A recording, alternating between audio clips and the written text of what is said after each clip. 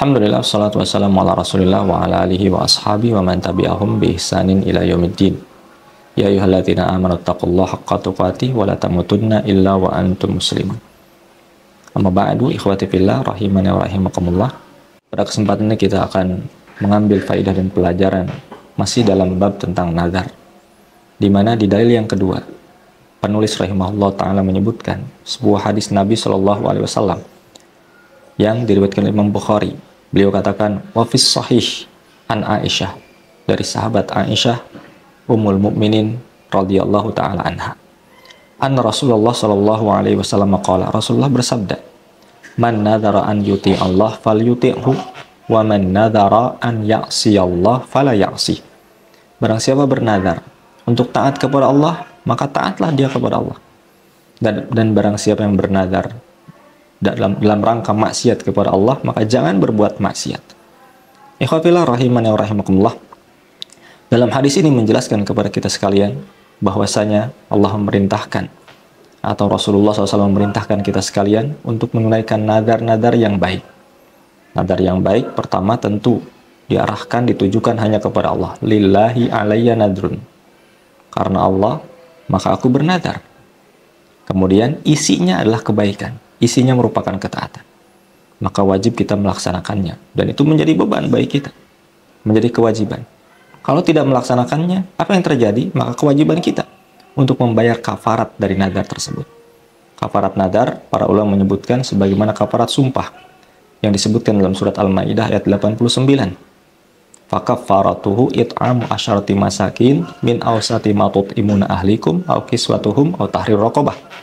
Faman lam yajid fasiyamu salasati ayyam. Dzalika kafaratu aymanikum idza khalaftum.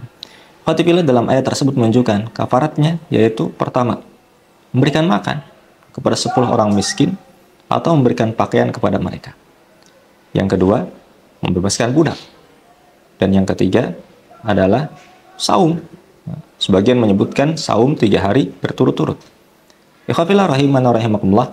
Dari sini kita memilih salah satu di antara apa yang disebutkan Allah Subhanahu wa taala untuk kafarat atas nazar dia yang telah dia lakukan.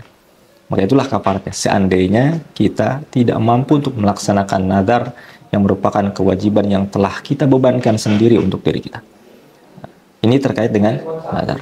Kemudian ikhwati fillah, ada nazar yang maksiat. Nazar maksiat yaitu nazar yang dia menyebutkan kepada Allah Subhanahu wa taala bernazar, lillahi alayya nadrun, tapi isinya kemaksiatan. Akan berbuat ini, berbuat itu, berupa kemaksiatan.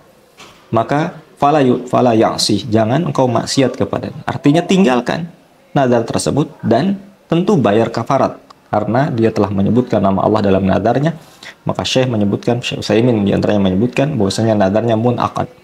Nazarnya sudah terikat dan sudah terjadi, maka kewajiban dia untuk membayar kafarat dan tidak melaksanakan kemaksiatan yang dia perbuat, yang dia nadarkan. Inilah ikhwati fillah di antara bentuk nazar yang sepantasnya kita untuk tujukan kepada Allah Subhanahu wa taala. Di antara faidah yang bisa kita ambil dalam hadis tersebut, yang pertama bahwasanya nazar adalah ibadah karena Rasulullah memerintahkannya.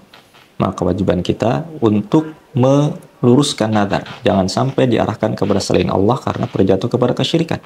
Tidak boleh kita mengatakan lillahi atau li ghairillahi, li wali fulan, kepada wali fulan kami bernazar untuk melakukan ini dan itu, tidak boleh. Atau mungkin menyebut nama Allah, lillahi alayya nadrun, karena Allah aku bernazar, tapi isinya kesyirikan. Misalnya saya akan sujud kepada kuburan tertentu, atau akan mendatangi dukun dan seterusnya. Maka ini nazar kesyirikan yang harus kita jauhi. Kemudian yang kedua, ujubul wafa bin nadar. Tentunya kewajiban kita untuk menunaikan nazar, kalau itu merupakan nazar ketaatan. Kalau itu perkara yang mubah, maka pilihan boleh kita untuk langsung memilih untuk membayar kafarat atau melaksanakannya.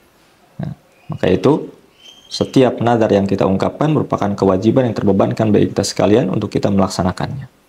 Kemudian berikutnya ikhwati fillah, tahrimul wafa bin nadril maksiyah. Tentunya haram kita menunaikan nazar yang isinya merupakan kemaksiatan.